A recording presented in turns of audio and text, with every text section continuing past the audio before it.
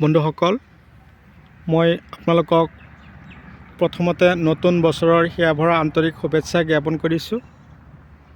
আজি মই আলোচনা কৰিম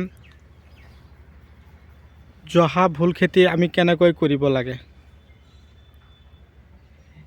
এই জহা ভোল খেতি কৰিবলৈ হ'লে কেনেকুৱা ধৰণৰ মাটিত আমি গুটি দিব লাগে, প্ৰতি বিঘাত জহা ভোল খেতি কৰিলে আমি কিমান টকা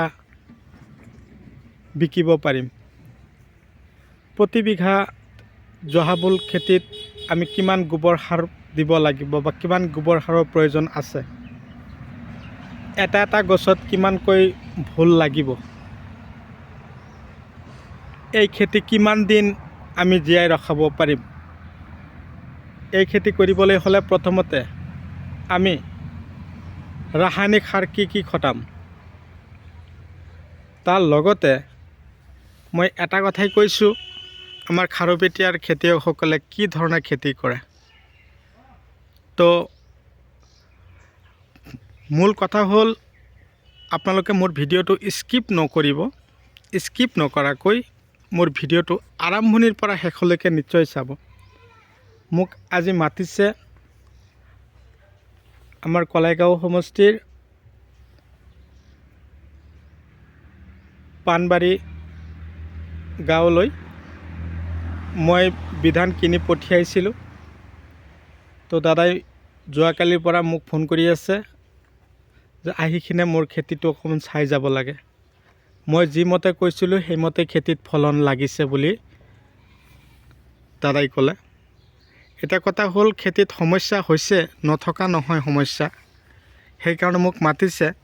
সমস্যা হ'ল মানে কি, এই এনেকুৱা ধৰণৰ সৰু থাকোঁতেই সৰু সৰু ভোলবিলাকৰ কলি হালধীয়া হৈ যায়, তাৰ কাৰণে মোক ইয়ালৈ মাতিছে। তো ইয়াত অলৰেডি 1 বিঘা মাটি জহা ভোলৰ খেতি কৰিছে। এই খেতি কৰিবলৈ হ'লে আপোনালোকে বাম মাটি নিৰ্বাচন কৰিব। প্ৰতি বিঘাত ছুপাৰ ফছফেট 1 বস্তা দিব, লগতে পটাছ দিব 15 কিলো, DAP দিব 15 কিলো, ইউৰিয়া দিব 15 কিলো। যেতিয়া আপোনালোকে হাল মাৰিব ঠিক তাৰ আগতে, ফাৰ্ষ্ট টাইম হাল মাৰিছে কোনো কথা নাই, ছেকেণ্ড টাইম যেতিয়া আপোনালোকে হাল মাৰিব সেই মুহূৰ্তত দিব।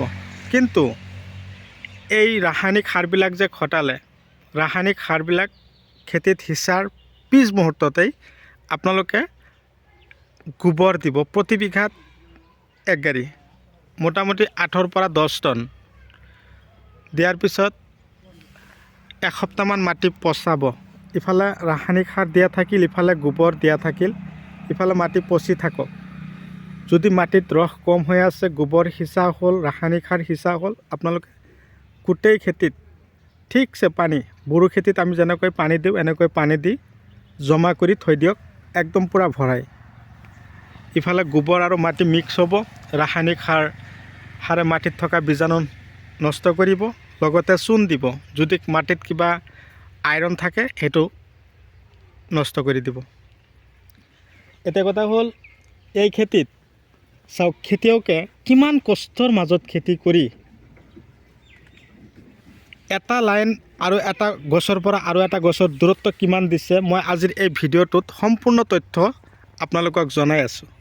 কথা হ'ল, যদি আপোনালোকে মোৰ চেনেলৰ নতুন ভিউৱাৰ্ছ হিচাপে আছে, তেনেহ'লে মোৰ চেনেলটো ছাবস্ক্ৰাইব কৰি দিব আৰু কাষত থকা বেল ঘণ্টিটো লাহেকৈ বজাই দিব, যাতে এনেকুৱা ধৰণৰ উন্নত জৈৱিক, ৰাসায়নিক আৰু বৈজ্ঞানিক পদ্ধতিমতে কৰা খেতিৰ ভিডিঅ'ৰ ন'টিফিকেশ্যন অলৰেডি আপোনালোকে পাই থাকে।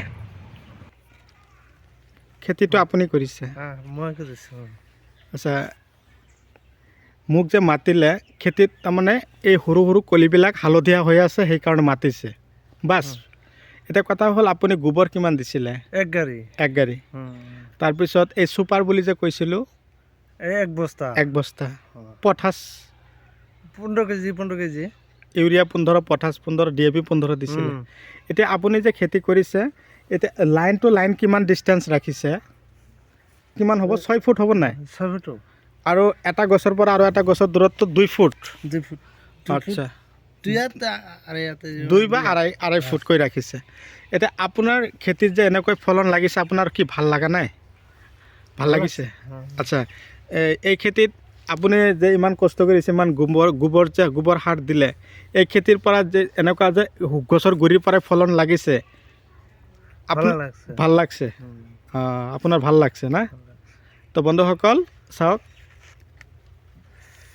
খুৰাই খেতিত আহিছে আহি কিনে খুৰা একদম পূৰা মিচিকে হাঁহি মাৰিছে খেতিত ধুনীয়া ফলন লাগিছে চাওক কষ্ট কৰাৰ পিছত যেতিয়া এতিয়া এনেকুৱা ধৰণৰ ফলন খেতিত লাগে অট'মেটিকেলি কিন্তু মনটো আনন্দৰে ভৰি যায় হয় না কথাটো তো আমাৰ এই খাৰুপেটীয়াৰ এৰিয়া আমাৰ খাৰুপেটীয়াত কিন্তু চব্জি হয় না কিন্তু কথা হ'ল এনেকুৱা ধৰণৰ চব্জি যাতে আমি নিজে কৰি আছোঁ কিন্তু মানুহেও যাতে বেলেগেও যাতে কৰে কিন্তু চব্জি কৰাই কেৱল নহ'ব এই চব্জি খেতিৰ